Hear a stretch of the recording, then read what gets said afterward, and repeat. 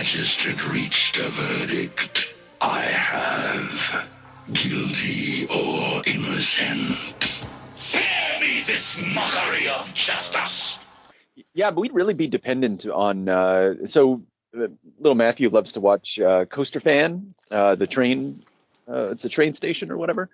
And so, dude, he's been doing it for like he does like real life videos of trains. You know, he just goes around the country like filming trains and talking about trains in a really boring voice.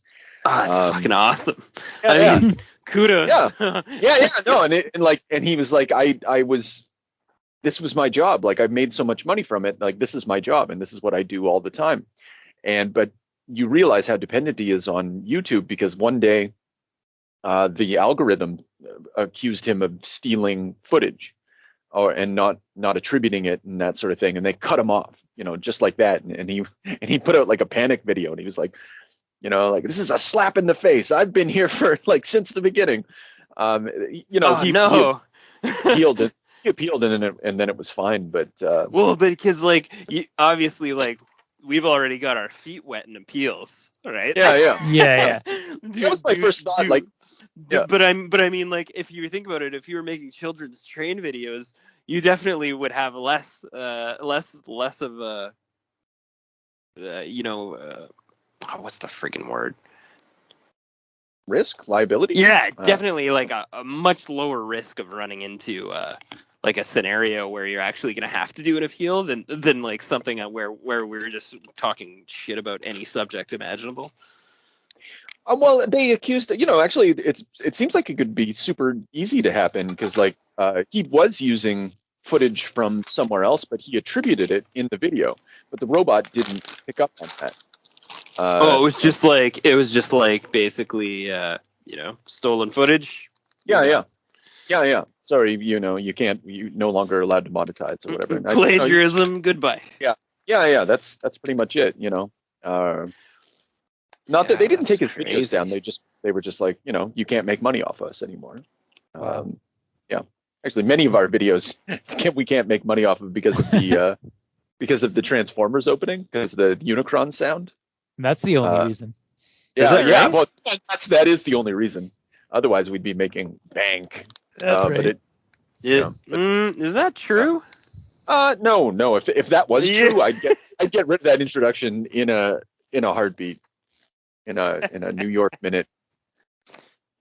Which I'm going to get rid of it anyway. I don't know what I'm going to replace it with, but something a little more to the point.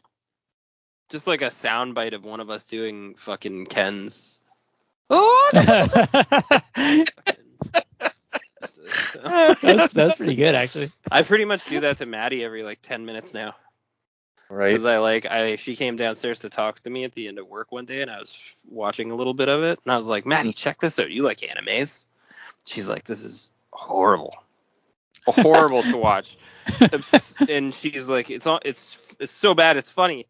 And I was like, well, you know what? You just don't understand. And then I was like, you just fucking, you're going to be dead in 10 minutes. Whoa! Just fucking give her the punches, you know? That's funny. 1,000. The thing that pleased me the most about Fist of the North Star is that apparently it translates to Fist of the Big Dipper. Oh, yeah. I caught that right away on my fancy graphic novel of the first volume. That the Big Dipper was right on the cover, and then I thought, oh, those are his fucking bloody finger mark attacks. Yeah. So good afternoon, ladies and gentlemen. It's the X-tinction Agenda with Chris, James, and James. We're talking Fist of the North Star. You're in for a special treat. Yeah, both comic and anime. Which, I don't know. What are the dates on that? Might as well just give some dates now. So the comic ran from 1983 to 1988, 27 volumes. Big seller, big. Actually, man, really? Yeah, Fist of the North Star as a property is up there. I think it's a more lucrative property than Dragon Ball Z. You gotta be fucking kidding me. Not at all, man. The comic itself is only sold about 100 million copies or made $100 million. I forget what one it was. But there's TV shows, there's video games, there's, it's a extremely lucrative franchise. The books are also like republished now. They're coming out in like serial order in like these gorgeous like hardcovers, which was very appealing to me when I picked mine up. I was like, this is aces. Yeah, there was previous attempts to do so, but Viz has finally got around to doing they'll be able to pull it off properly. But other efforts kind of failed in the past. I think early 90s or something like that. I went and talked to at the old bookstore, I went and talked to this like smarmy kid who is like super into anime. It's a huge fucking mistake. It's like the worst 10 minutes of my life. Jesus. I was like, buddy, what was his problem? Nothing. He just was like really fired up. He was getting like sweaty, and he had like circular like Harry Potter glasses that were gold and like gold jewelry, and he was like maybe fucking 19, and he was just getting really excited, and he was dropping, and he was talking, he was using like, what he sounded like? He sounded like one of the bad guys from the Dark Knight fucking Returns. He was using like tag words I didn't understand and shit. Like he was like, this is gonna be like block off the kuka. And I'm like, what the fuck? What are you talking about, man? Just get out of here. Leave me alone. I don't even like anime. Just trying to get some fucking good old school shit from the 60s. So fucking beat it. Yeah. Yeah. Okay. Well, it's still a classic. Was he excited at least about Fist of the North Star? Or? No, not at all. No, he was not excited about Blade of the Immortal, Fist of the North Star, or Bloody Stump Samurai, which I tried to suggest to him to counteract the horribly shitty high school stuff he was trying to suggest to me. I was like, I'm not reading Comey Can't Communicate. You need to, shit! You need I'm to familiar fuck with off, that title. buddy. Yeah, you need to take a that's walk. Not for you. That's not for any of us. Yeah, you and me don't see eye to eye. I don't know. Yeah. So okay. So we'll start with the comic, and then I was going to say the movie came out in '86 but didn't get dubbed until '91 VHS. That far along, 91. Well, that's how long it took to reach our sacred shores. But I'm sure it was around, but it just wasn't dubbed. It's got to be dubbed because which comes with a significant rewrite, is my understanding. Like some of there's some. Well, we'll get to it. Yeah, that's the interesting thing about this, or one of the interesting things. Yeah. So are you guys conquering movie or book first here? Sorry. I guess we'll go with the book first. Yeah. Book comes first, and I think what's going to end up happening is we're just kind of going to flutter back and forth between the two things. Yeah, because the differences were cool actually to take like note of, as you went along. Yeah. I'll say I don't really have a lot to say about this. I don't think that doesn't make any sense at all. Yeah, like I'm sure we're gonna have sure any words are gonna come out of our mouth, but like I think it's just gonna be a lot of I just don't know what the signal is here. Like what's go on. No, because you know what? Like this movie, like this series has no subtext. It has the same contempt for subtext that like Conan has for Civilization. It's just all maximum effort all the time. Right. Yeah. So it was fucking cool though. Like that's amazing. Yeah, like the amount of violence. Like I would be so happy as a young lad, and actually even as a grown man, to open up a comic and just watch Ken like just fucking obliterate people's faces, and so calmly, just so calm. Yeah, like everything is just kind of a minor annoyance to him. Yeah, do you understand that you're about to die? Like that's sort of his general attitude. Go ahead. What was that? No, go ahead.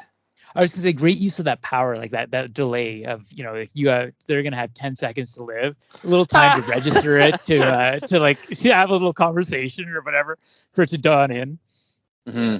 I like how some guys tried to like bid for their lives too.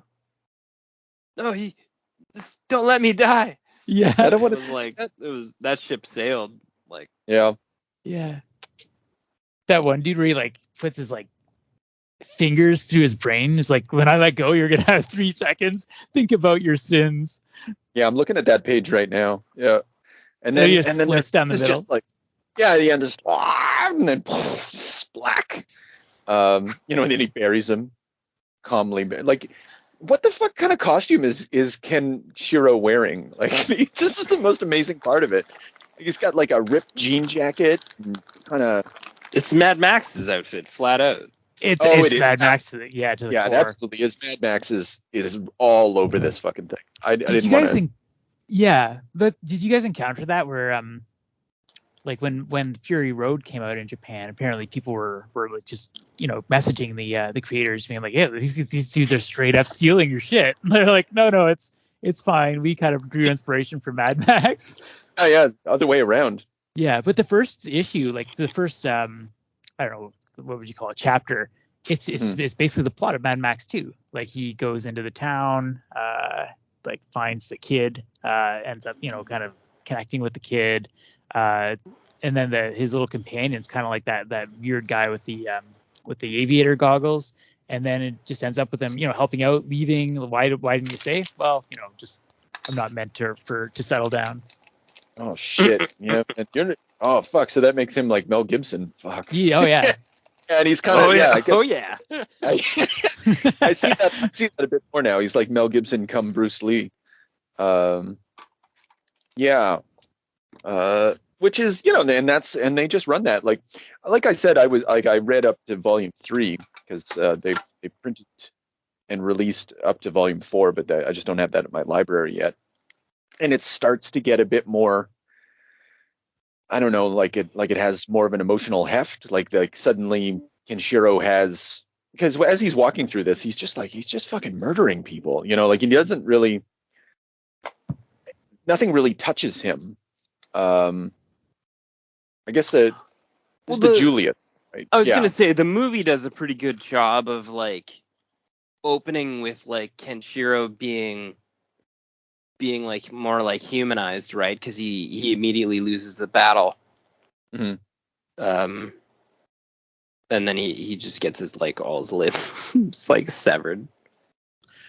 Right, by Shin, right? Yeah. So Shin. So then the was he the Fist of the South Star? Yeah, he is the Fist of the South. Fist of the South So Star. so Shin anyway, and then Shin's like, I'm stronger than you, so I'm gonna steal your woman or whatever.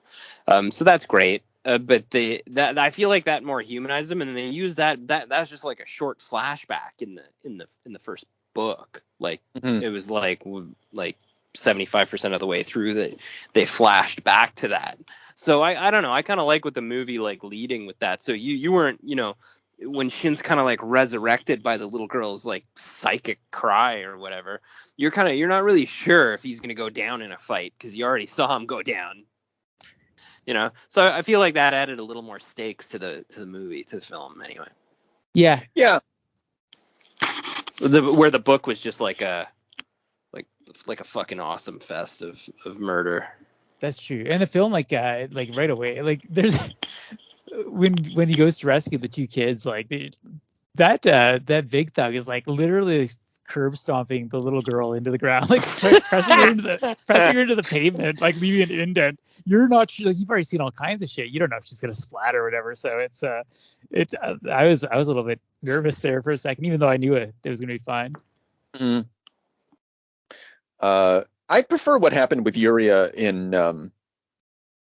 in the comic. Me too. When like the idea, like he finally finds her and it's like she's like commits suicide long ago, and the difference between like, and I don't know where the story goes, but the movie has a much more sort of ecological romance element to it, which is missing, I think, from the comic, which is more of a roving Lone Ranger kind of thing. Like he might have had a lost love in the past, and it kind of complicates things a little bit as he goes on, but it's not really the thing that's driving him. It's like, whereas in the movie, like, yeah, it's very much interested in. Some people have called it like conservative, reactionary. Yeah. Like Yeah, I can see it because it's very much about like it's very like how do you restore society? We'll bring back the nuclear family. Like his goal is to get married to Julia in the movie, and they're gonna spread the plan was to spread the seeds throughout the land. So like revitalizing the land is tied with family, with marriage. He comes back to he gets that lecture from what's his name, the silver haired guy Ray, about like you can't go fight Rao because like think of the children, like there's very much that message all over. Yeah, that's right. That you're sort of the next step for mankind or whatever, right? Yeah. Yeah, which is yeah, and this eggheads have written about like in this post-apocalyptic cinema sci-fi, from the 50s to the 80s, there was like sort of a shift from sort of the imagination of disaster. Like think about Godzilla and nuclear war, like it was something that would happen. It was a flash, and then you would overcome it and you would learn a lesson about nuclear annihilation. In this genre, it becomes like an imagination of survival, and the nuclear, like how quickly does the nuclear Armageddon occur in these comics and in the movie? It's just like it's a convention. Sorry to just interrupt real quick. Did you guys catch the specificity of the prediction? It's like 199X. Like it's like within a 10-year span, the nuclear bomb's going to go off. I can't give you an exact date, but I'm sure it's within these 10 years. Yeah. Very soon, it's going to happen. And there's a real pessimism to it, and which is fair, but at the same time, like it just ties into this idea that we can't regenerate. We can't do all the things you talked about until we completely destroy ourselves, until it's ruins everywhere, and only in that moment is there a chance for salvation. Right, okay. We have to go back, and this is a trend. Like it's not just Mad Max. Mad Max was itself part of a sort of a sci-fi, and I can't say I've watched all the fucking movies, like I guess Logan's Run, I think I've seen a little bit of that, and Boy and His Dog. Anyway, yeah. So this is, there's the only thing that makes this. Well, actually, there's lots of things that I guess I got thinking about, like what makes this stand out from that tradition, because I feel that it does. It definitely stands up from Mad Max. Definitely stands out from Boy and His Dog. Shit like that. And yet at the same time, and it's really interesting and compelling, but at the same time, it's so vapid. It's so going through the motions of something. Except for the movie, which actually no, the movie ties, like we were saying, back into that tradition of, regeneration through nuclear family and social harmony and shit like that. Well, yeah, and I think Chris said that the same sort of thing too at the beginning, where he said it was just like there was no subtext at all.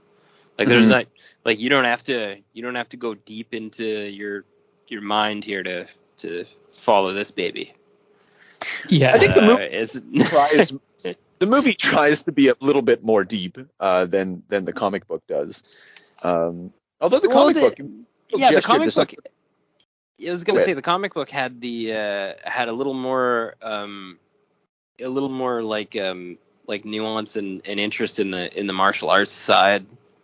On the techniques and their training and their master, and where this was like the movie was just like Dragon Ball almost at the end. Really great fight. Also read a funny article that said that Jackie was the biggest scumbag in anime ever. Jaggy? Yeah, Jaggy. Yeah. He was he was an absolute beauty. I think him getting his comeuppance, plus finding out that he was like impersonating his brother to the point where he even scarred himself and wore a pervert helmet, was just so fucking good. Waiting for him to get it was just awesome. And I don't know what that version of Jaggy is not the one that we'll see in the comics later. I don't remember. I don't think it's in Volume 1. No, it's not. I saw he's actually like he's on the cover of volume 2 or 3, looking fucking awesome. Obviously, Yeah, so yeah. I'm not sure how that's gonna play out. The not comic gonna- really left a lot more like. Well, I mean, it feels like they basically maybe took the best things from the first like whatever, I don't know how many volumes of the comic, and they were like, you know what, let's just make an end to end with a few bad guys and a nice little plot here, and just sort of wrap this up in one little bow.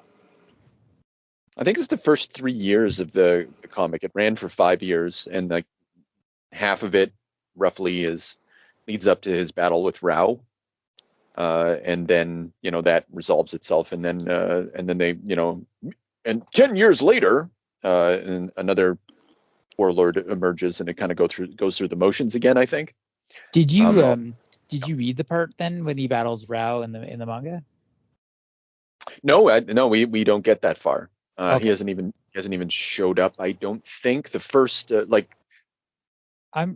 I'm just curious because like to me the end of that movie felt so tacked on, where the Ken's kind of on the roast, but then the little girl approaches just kind of pleading for his life, and that works somehow. Like it feels like tacked on in the way that like a G.I. Joe PSA is tacked on. It's like here's this ridiculous violence, and oh shit, the censors are after us. So like let's give them a little something.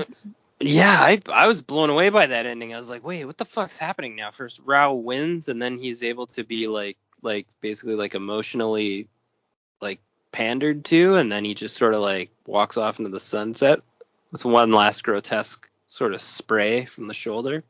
Yeah. Yes, and biceps are bursting. I don't pressure points. I do wonder whether it's the rewrite, because I do know, I don't know very well, but I know from fucking around on Wikipedia that it got a rewrite from a guy for the English.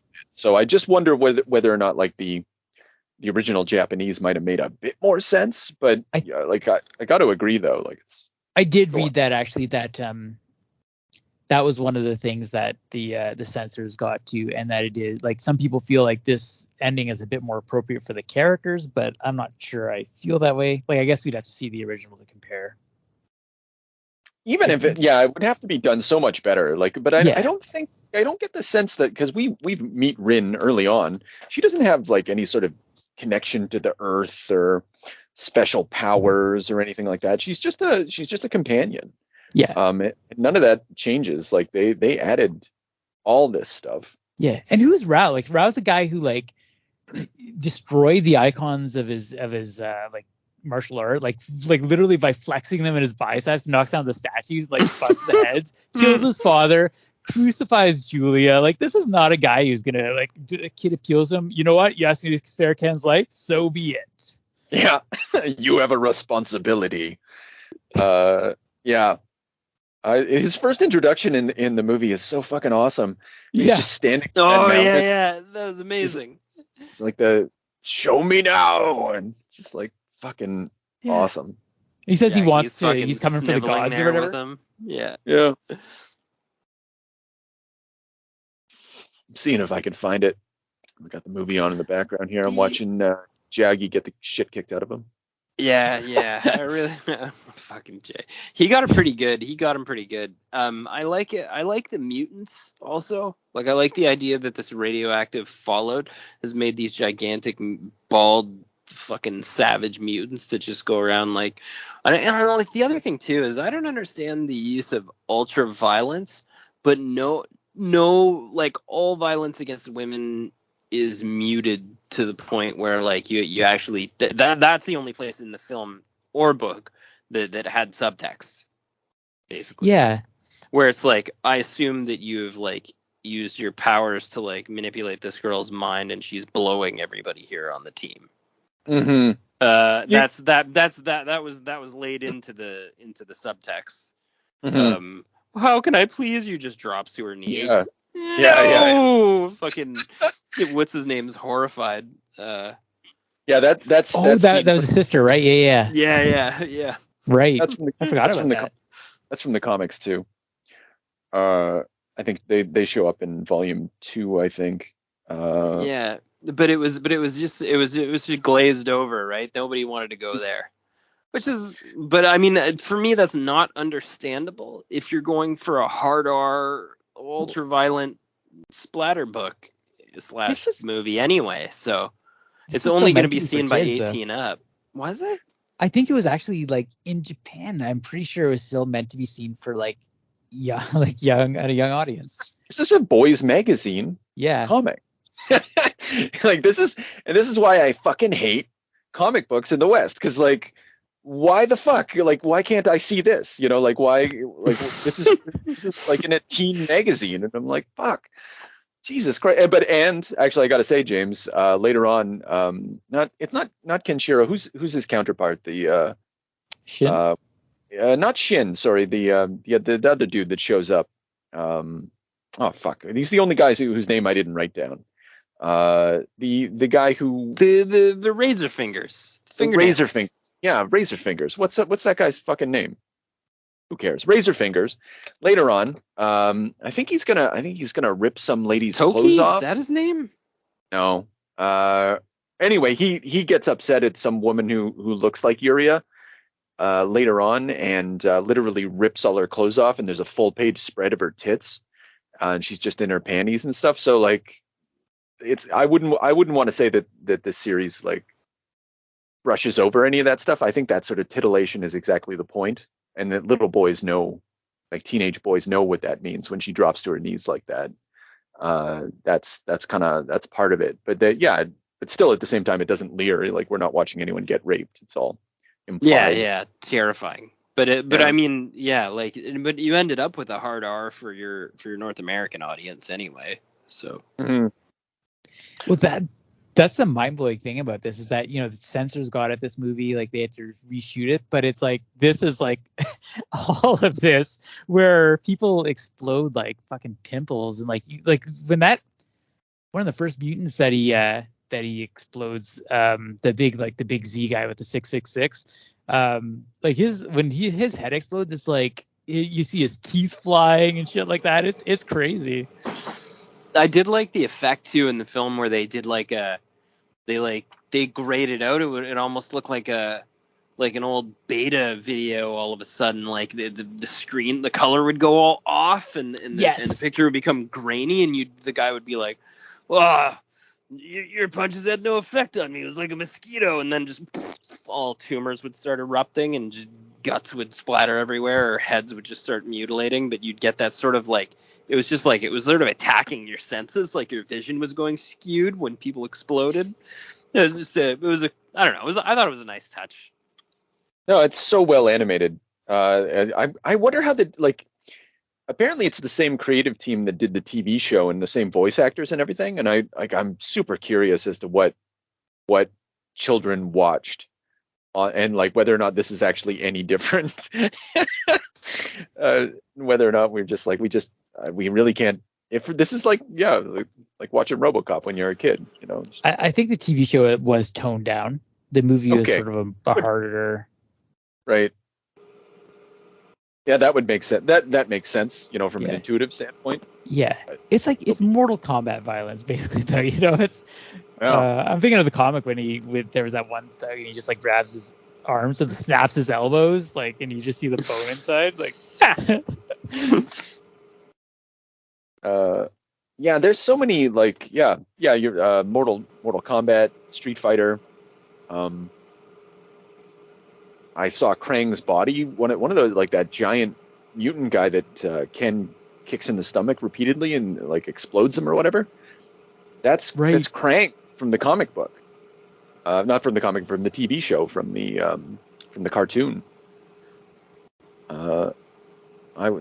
Except it doesn't have a mutant brain in the center of it, but I feel like there's a lot of influence that you can see pervading. Mm-hmm.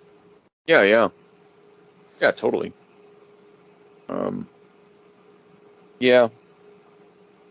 So I don't know. It's awesome. I guess that's what I really honestly racked my brain. I was like, what do we say about this movie? Like, what do we say about any of this other than like going through it? Other than like going through the bad guys, I guess, and having some laughs about how they got sliced in half or whatever. Yeah, and there's a real pleasure to that, and it's kind of encountered. I think like you could easily create a continuum where Fist of the North Star is on one side and Sailor Moon is on the other, but it's like it's a spectrum in which like different brands. Maybe it's like the male versus female brands of conservatism. Yeah, I was gonna say this is a man's program. Yeah. There's not. I sense that there's not a lot of female enjoyment that can be dragged from this film. That's a kind of a generalization, but I mean, like, please take the Pepsi challenge, feel free. But I can tell you that if I presented this to anybody in my family, that any people of the female persuasion would likely leave the room within 3 minutes after zero laughs. I wasn't tempted to ask Julia to watch, that's for sure. That's a shame because like Cynthia's seen this, like kind of walked into the room and she was like, this looks interesting, and I was like, I'm not restarting it. I'm trying. Even Maddie walked in and saw him like dispatch that big gigantic guard. He just hits him with all those fucking kicks to his belly, and then he goes, "You're already dead, lardass." Fucking goes back to his kind of like weird side karate pose, and the guy just fucking explodes into this massive gush. So, and I'm just fucking titillated every time this happens. I start squirming in my chair, getting fired up. Yes, but and because the explosion's coming. Like I love that. Like Chris, you already talked about this, but I just want to put a stamp on it. Like this is such a great conceit. Like just this idea that like the violence and the action happens, and then you got to wait for the result. Like that's brilliant. Yeah. The result is always like someone's body just completely obliterated, or like someone's back, like my spine, I can't control it, and you're just like, or that like Nazi guy who's just like he gets him to tie the gear around his throat and like I'm controlling your body, want to know how? And he just like is forced to sever his own head. Yeah. But it's because he knows what's gonna happen. Like because he's like playing fifth dimensional chess or whatever. Like he's given the guy the opportunity to not kill him, to not. I guess he's given the guy the chance to live. But he's basically knows that the guy's not going to take it, and so he's punched him in such a way that if he takes out his whip or whatever his Garrett wire or whatever the fuck it was, at that point he will be compelled to kill himself. It's kind of that was in the comic where he had the guy he like got the guy with his pressure points and made his arms like separate and severed his own head off. That was phenomenal. Yeah, it's kind of like a martial art that gives you poetic justice at the end. Yeah, and actually that is something I do want to talk about with Ken, and particularly in the manga, that he is, he's the sheriff. He is basically justice personified, and he actually does react to things like at the start when he's just content to be in his jail cell until he hears that the Z gang, like they'll hurt women and children too, and then he just like rips the door off. He could have left at any time, but just like goes out there, and then when he's in the gladiatorial pit, there's that one, he won't show that one guy mercy because it's the same, it's just like eye for an eye sort of thing. And then I was thinking that too, there was this scene outside of the restaurant fight where he did show mercy, where that big mutant guy was gonna attack and murder people for food, and he struck him so that he downgraded his strength so that his arms were weak but strong enough to work. That's right. It was just like a little like it just, I don't know, it added a little more depth to the character, I guess. If that's even the case, I'm not sure, but I think so, because it's interesting that it's like something that doesn't get referenced in the movie at all is that it's an assassination martial art, but it does have healing properties too, right? He's able to restore the girl's voice by striking her in the right place. So, and the brother of fingernails. I'm so sad that we're calling him that. But Well, anyway, she his sister, he restores her sight too, doesn't he? Or he like aids in sort of bringing her back around from the which I thought was annoying. From the depths of whatever.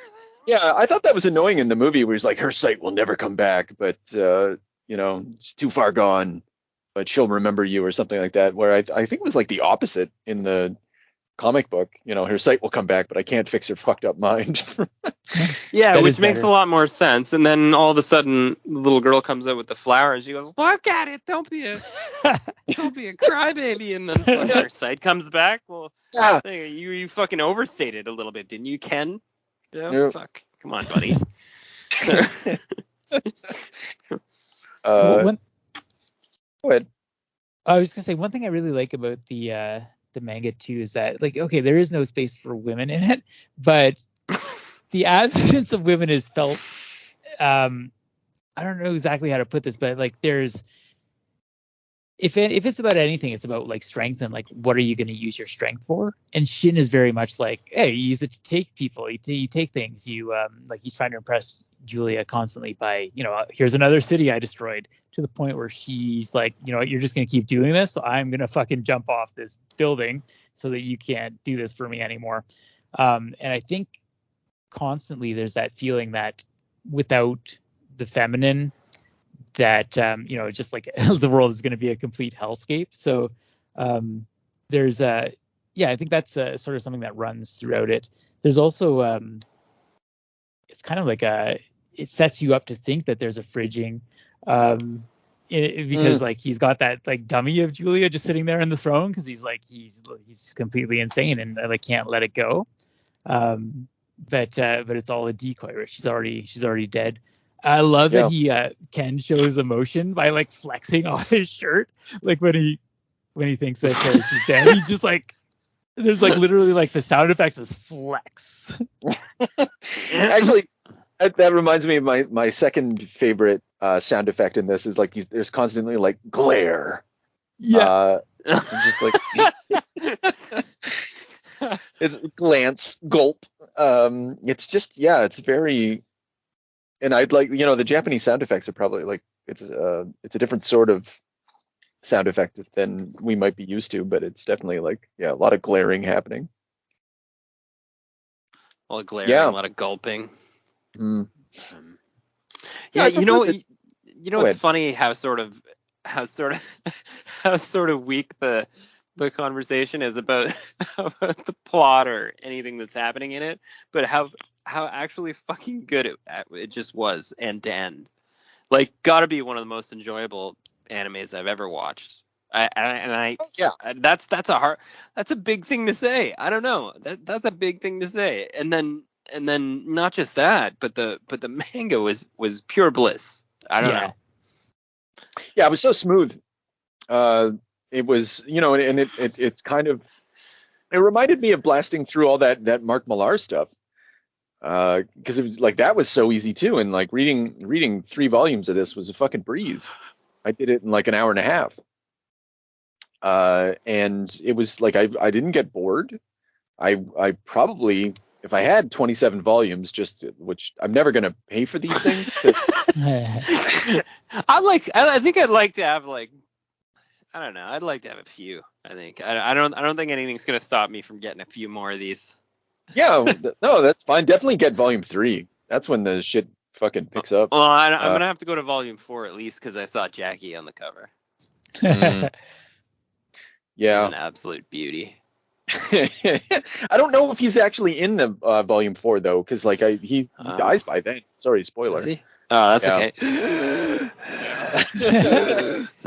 It was so good, so good. Yeah. Oh, that was awesome. Star Wars was out by then, right? Like, I wonder. They probably would have. Yeah, that's actually, he's Vader. Obi-Wan Kenobi shows up in volume 3. Like, straight up, Obi-Wan Kenobi shows up. Oh, interesting. These guys are not fucking around when they're just like, I know what's cool. Like, I think it's an Empire Strikes Back thing that maybe, because it's like a ghost Obi-Wan Kenobi, I think. I read it very quickly. Beautiful. That sounds Yeah. fantastic. Yeah. Yeah, You It's gotta funny. It's funny how accepting of this type of, I don't know if it's like plagiarism that you can be if it's just this. I don't know. I don't know why it was so good. I can't pin it. Oh no, it's a beautiful mix. Like it's so generic, but at the same time, it's like, what are the best parts, and then how can we give it like a fuck yeah energy? How can we just like fall, like let's just fucking go, like Yeah. punk rock energy, and Yeah. and just move through the story and move through the thing. Like this guy was like, I was reading an interview with fucking Tetsuya Hara, and he just described like for like 5 years he was just constantly working, and he'd have to do draw new pages and stuff like that, and his editors were always fucking on him because he was like a young kid, and he had already had a shot at making manga before and he got canceled, and so he got this other shot because I don't know, I guess they were just like, here, give him another chance, and so he didn't fuck around, and I think it really shows, and It's funny that you talk about that energy too. That's true. It's just a balls to the wall thing. And I mean, and to have your, I mean, it's always such a cool thing to have your main well, okay, maybe it's more of an 80s thing to have your main character just relentlessly kill people without hesitation. yeah, I don't, I think that's still there's cool? no comedy. No, like it's, I think nowadays you have to have comedy, like he has to have a one-liner or something. I don't know. I laughed out loud a few times. Well, mostly because the dubbing's absurd. That guy's voice is hilarious, and then what's coming. Exactly. That there's going to be a visceral explosion any minute now, and Well, just makes that's why Jaggy's so good too. Is that, I mean, so yeah, they like, you can call it plagiarism, but really it's inspiration. It's taking, here's Darth Vader. That's a good start. But what if he got touched by this thing and his head was constantly on the verge of exploding, but he built a horrific rig to keep it together? Yeah, I love all those like metal brackets and like fucking like spaghetti tubes just like flapping around and spraying blood everywhere. And then he's like, you've already lost. I'm the face of the North Star. Just like complete fucking lunacy while he's partially exploding, and it was a lot to take in, and I was fucking beside myself with glee. I love when his henchman like always sees him without the mask on. He almost vomits. He can't barely even come back from it. He's like, and he gets like dispatched in a grotesque way by Jackie's super fucking family aura energy or whatever. Yeah, this was awesome. And I was like, and I probably like, I don't get tired of watching it either. Like I got it on in the background right now. It's still cool. Oh no, yeah, you can go again. Yeah, ASAP. Yeah. But it's just like it's a visual. It's just really a visual enjoyment. It's just like the theater of the ultimate absurd, and it's just very fucking. I hate to call it pleasant, but it's very pleasant. You can just enjoy it. And it just has a youthful innocence to it. Like I know that sounds dumb given the ultra violence of it, but it's so, in the same way that Superman makes sense to like a 12-year-old, and and like you enter into that space of Superman and stuff like that, and you're like, oh yeah, I get it. This too. It's earnest in the best possible way. Mm-hmm. Yeah. Yeah. So I don't know what else. Guys, this is actually a game on PlayStation 4. Yeah, man, there's tons of games. What, do you just walk through the fucking streets and explode people? I have no idea. I hope you protect the flowers and bring back civilization. After having leveled up. My expectations would be high for splattering people, so I probably wouldn't like it. Yeah, I don't know how much splattering. Like it's another situation with the Ninja Turtles, like where the movie actually kind of stuck to the comic, and the comic was kind of hardcore. And you don't know about all the other spin-off properties, whether that shit got softened or not. Hmm. Turned it turbulent. Well, because it has a like a serialized cartoon as well, right? Yeah. So you don't know It has what. like it looks like it has like a kids cartoon too from like 2015 and some other like you said, very lucrative, a lot of spin-off shit. This has nothing whatsoever to do with Fist of the North Star, but the thing that I thought was it got me looking at the list of all-time most lucrative properties, and the number one was Pokemon. Like more lucrative than Winnie the Pooh, more lucrative than Mickey Mouse. You know, like as far as franchises and shit go. Followed by Hello Kitty. I was like, yeah, that makes sense. Yeah. I was like, shit, Hello Kitty's everywhere. Like the dude that owns Hello Kitty, holy fuck, I want Hello Kitty money. That's the proper, because you below the wire, like Hello Kitty is not political in any respect. The amount of like passive income you get from that little fucking cat, totally worth the investment. I don't even know how that happens in life. That's just incredible to me. I'm sure there's a book on that subject somewhere. So anyway, I call all that just diluting the fucking the real potency of the fist, you know. You think everything bow down? All the spin-off stuff. Kidding. This is garbage. Right. To the Well, you could say the same thing about Dragon Ball Z or anything else. You know, that's it would be. You just sound like an old crybaby if you do that. Yeah, Punk used to be good. Yeah. Although I'm just watching their fucking bodies exploding right now as they're fighting each other. Rao versus. I can't believe this got bad reviews when it came out. Like I just find that shocking. Yeah, like. Have you checked the reviews on IMDb recently? No. This baby's certified fresh. Oh no, I'm sure it is. Yeah. Like this is a fucking classic, but it's just interesting how things are received at the time. Everyone was all hoity-toity about it, you know. But come on, guys, don't you know what you got? Sometimes you just need to appreciate what you have. The TV series actually is well loved, also. Okay. Apparently. 152 episodes, 8.3 out of 10. That's pretty amazing. Well, there you go. Got a new hobby. Let me know. 152 episodes of the fuck. How am I even gonna get that? And I have to go into the fucking dark web to find some. The shit's low print, man. I can't even get it on Blu-ray. Oh, I'm sorry. Well, I'm sorry. You can for like $60. But Yeah. It's a bit rich for my blood. I think this is like it's emblematic of like. There's nothing. This should be a hit. Still, but it's like, I hate, you know, and again, you kind of want to call it like the Citizen Kane of anime or whatever, of like action adventure boys stories. There's no reason this can't be popular, but it's so humorless. Like you have to like really enjoy the absurdity of it to find the humor in it. Yeah. Yeah, that's true. Yeah.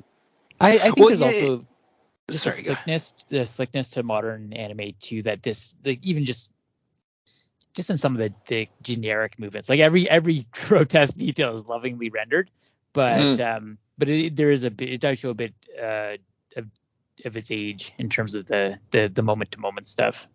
Yeah. No, that's fair. You know, and kids are, you know, fucking kids today, it's all digital. Yeah. Exactly. You know, and yeah, they appreciate it. Yeah, I get it. Well, yeah, but I mean, like, then you see things like I got a metal box Blu-ray that's like lovingly restored with a beautiful remastered soundtrack, fully fucking reworked of Akira. Well, what makes the fucking Akira any better than this?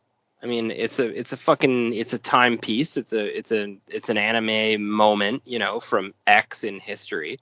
I mean, I just find it odd. there's no well, there's bodies exploding in Akira, aren't there? But There's an Akira fan out there somewhere being like, oh, fuck you. Yeah, But- I think the claim is not that like it's one or the other though. It should be No. both. All flowers. I'm just saying, from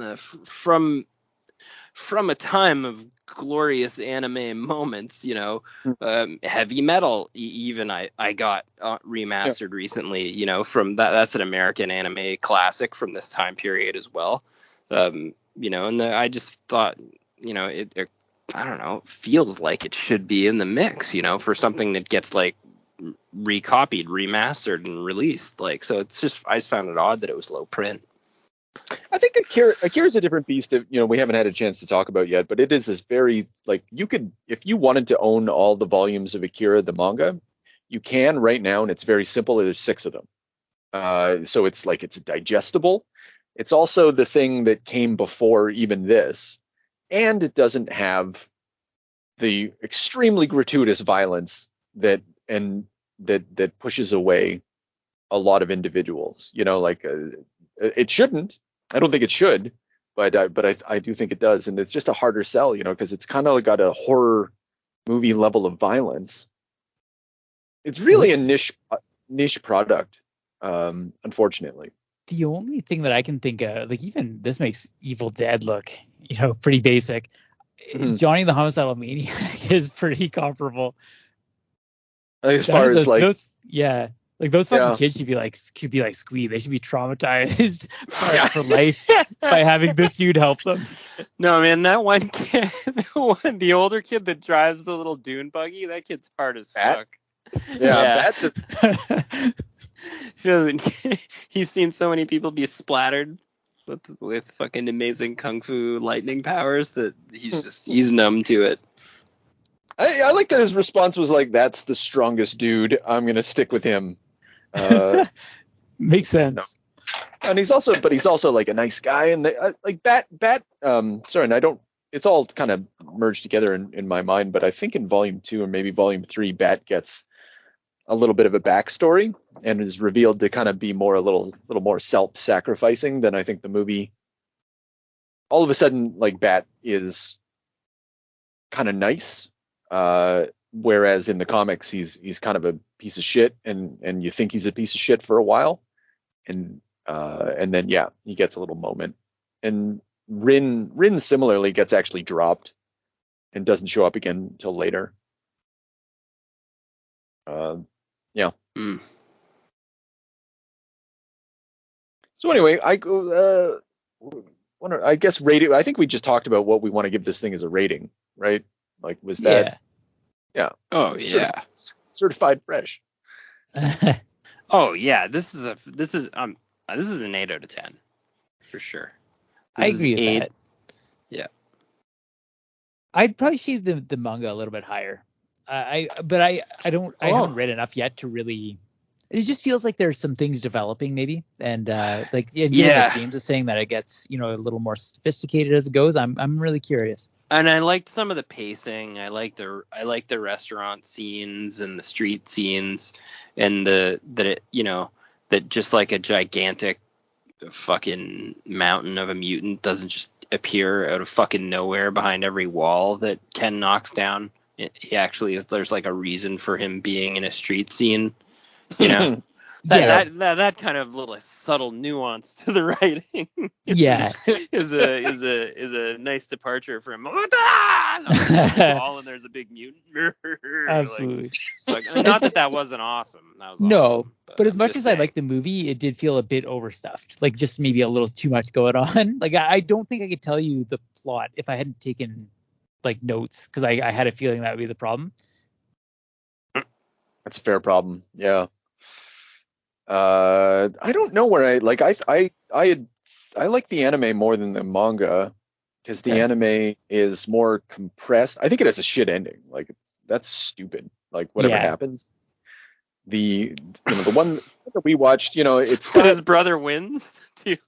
Yes, that's weird. That's weird. Yeah, no, fucking just bizarre really world. Register that. He's just like face down on the pavement after an elbow smash. I don't know. Yeah, I think the manga like definitely gives, like, it's a really excellent It's a really fucking great idea, and it's executed extremely well, but it's so slight, and it's disappeared from my mind already from having read it. Like I can't really recall any of it, and I think that's a problem. I think if I was interacted with something that had substance, it wouldn't just disappear.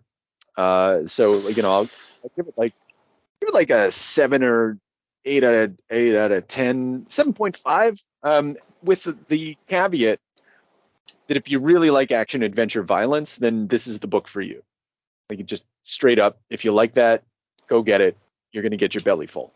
And then the anime is, I think, much stronger, and because it just does a great job of condensing all of this fucking madness into something that kind of works, and then really displays the violence in a way that the comic book is unable to. The comic book gives you like a suggestion, but then the animation really sells it. Like, you're like, fuck, that's awesome. That's so cool. Really brought Kenshiro to life, because I actually started the movie. I started the movie. I was almost finished the book, and I started the movie late. Like, I didn't start watching the movie until a couple of days ago. So like, we've had this on the fucking burner for a while.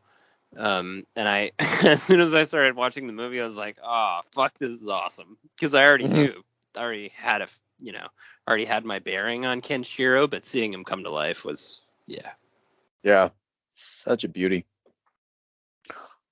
So, yeah. All right. Well, so if you want to see Kenshiro come to life, if you want to be brought to life through the power of film, you know what to do.